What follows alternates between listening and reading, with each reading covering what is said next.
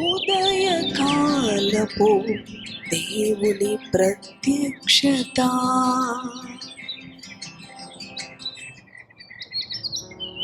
Praise the lord, హల్లెలూయా. దేవునికి స్తోత్రం. మరి యొక్క ఉదయకాలం ప్రభు యొక్క ప్రత్యక్షత, దేవుని వాక్కు మనకు అనుగ్రహించబడినది ఆయన కృప ద్వారా మాత్రమే. మరి మన పరిశుద్ధ గ్రంథములను తెరిచి దేవుని వాక్యమును ధ్యానం చేద్దాం. కీర్తనలు 50వ అధ్యాయము 15వ వచనమును, ఆపత్కాలమున నీవు నన్ను గూర్చి మొరపెట్టుము, నేను నిన్ను విడిపించెదను, నీవు నన్ను మహిమపరచెదవు. హల్లెలూయా. ప్రియ సహోదరి సహోదరుడా, ఎంతో శక్తి కలిగిన వాక్కు చేత ఆయన నీతో మాట్లాడుతూ ఉన్నాడు.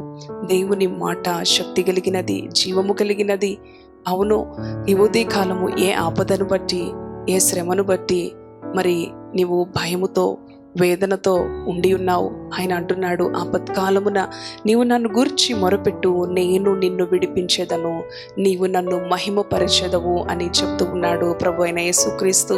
ఈ ఉదయకాలము నీకు కలిగిన ఆపదలు, నీకు కలిగిన శ్రమలు, నీకు కలిగిన భయం, ఏ సమస్య అయినప్పటికీ కూడా ఆయన అంటున్నాడు, నాకు మొరపెట్టు, నేను నిన్ను విడిపిస్తాను, నేను నీకు సహాయము చేస్తాను, నేను నిన్ను ఆదుకుంటాను.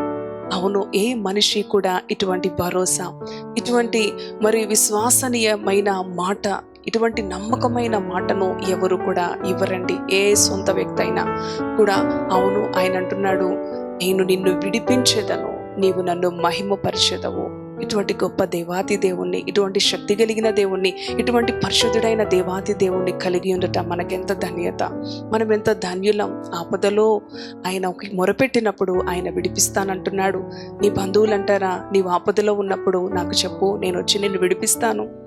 నీ స్నేహితులు అంటారా, నీ ఇరుగు పొరుగు వారు అంటారా, ఎవ్వరు అనరు సహోదరి సహోదరుడా. మరి ఆపద వచ్చినప్పుడు ఎవరికి వారు కూడా సైడ్ అయిపోతూ ఉంటారు, తప్పించుకుంటూ ఉంటారు, ఒంటరిగా వదిలేస్తూ ఉంటారు. అవును, అప్పటి వరకు ప్రాణాతి ప్రాణముగా ఉన్న వ్యక్తులు కదండి, ఎంతో మనము మన ద్వారా సహాయము మరి పొందుకున్న బిడ్డలు మనకి కలిగిన ఆపదను బట్టి ఎవ్వరు కూడా నాకు చెప్పు, నేను వచ్చి నిన్ను విడిపిస్తాను అని ఏ వ్యక్తి అయినా అసాధ్యం. అది ప్రియ సహోదరి సహోదరుడా, ఒకవేళ ఆ వ్యక్తి నీకేదన్నా సహాయపడ్డాడు అనంటే తను నీ దగ్గర ఏదో లాభాన్ని ఆశించే అటువంటి సహాయము చేసి ఉండవచ్చు. అవును, కానీ మన దేవుడు గొప్పవాడు, మంచివాడు, ప్రేమ కలిగిన వాడు. ఆయన మరి నిస్వార్థత కలిగిన వాడు. అవును, మనుషులైతే స్వార్థపరులుగా ఉంటూ ఉంటారు. ఆయన అంటున్నాడు, నేను నిన్ను విడిపిస్తాను, ఆపత్కాలమున నీవు నాకు మొరపెట్టు, నీవు నన్ను మహిమపరుస్తావు.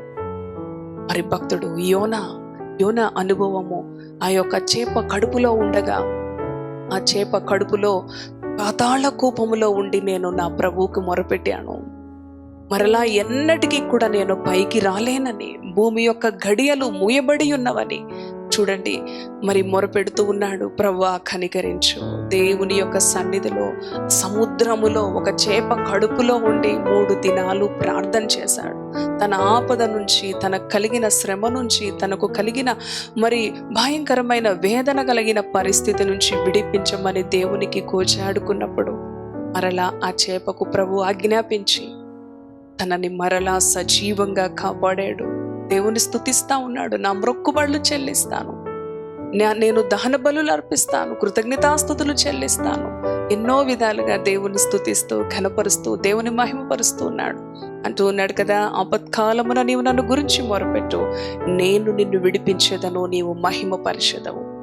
యోనా భక్తుడు ఇటు రీతిగానే పాతాళ కూపములో, చేప కడుపులో కదండి, భూగర్భములో మరి నేను ఉన్నాను, మరి ఎన్నటికీ కూడా నేను పైకి ఎక్కి రాలేను, అట్టి రీతిగా ఆ యొక్క ఘడియలు వేయబడి ఉన్నవి అని చెప్తూ ఉన్నాడు. ప్రియ దేవుని బిడలారా, అట్టి రీతిగా నీవు కూడా అనుకుంటున్నావా, ఈ ఆపదల్లో నుంచి నన్ను ఎవ్వరు పైకి తీసుకొని రాలేరు, నా బ్రతుకు ఇంతే, నా జీవితం ఇంతే, నేను ఇంక ఇలా జీవించి ఇలా ముగించాల్సిందే అనుకుంటున్నావా? ఈ ఉదయకాలము నీ కొరకే ఈ మాట. నిన్ను విడిపించే దేవుడు నీ పక్షాన ఉన్నాడు. ఆయన నీతో మాట్లాడుతూ ఉన్నాడు. నిన్ను మరి విడిపించి లేవనెత్తే దేవుడు, నిన్ను ఆశీర్వదించే దేవుడు. కాబట్టి నీవు ప్రభుని మహిమపరచడానికి సిద్ధంగా ఉండు.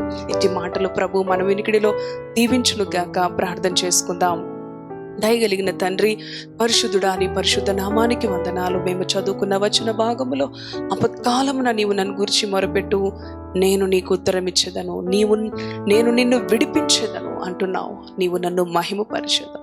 నీ యొక్క బిడలు ఏ ఆపదలో, ఏ శ్రమలో, ఏ వేదనలో, ఈ ఉదయకాలము ఏ మనిషిని బట్టి, ఏ పరిస్థితిని బట్టి, దుఃఖములో, వేదనలో ఉన్నప్పటికీ నీ బిడలను నీ విడిపించే దేవుడు అని మరొకసారి మాట్లాడుతున్నావు. నేను నీకు తోడుగా నీ పక్షాన ఉన్న నిన్ను విడిపిస్తాను, నిన్ను కాపాడుతాను, నిన్ను గొప్ప చేస్తాను, నిన్ను ఆశీర్వదిస్తాను నీకు కలిగిన భయముల నుంచి. అవును ప్రభువా, తండ్రి నాయన, ఇటువంటి గొప్ప దేవుడుగా నీ బిడల పక్షాన ఉండి ఇంత చక్కని శక్తి కలిగిన వాక్కుల చేత మరొకసారి నీ బిడలను మీరు దర్శించినందుకు, నీవు అనుగ్రహించిన ఈ ప్రత్యక్షపు వాక్కును బట్టి నీ బిడలను బహుగా దీవించు. ఈ దినమంతయు కూడా నీ బిడలకి కావలసిన కృపను, సంరక్షణను, కాపుదలను ఎండుగా అనుగ్రహించమని యేసు పరిశుద్ధ నామములో ప్రార్థిస్తున్నాను తండ్రి.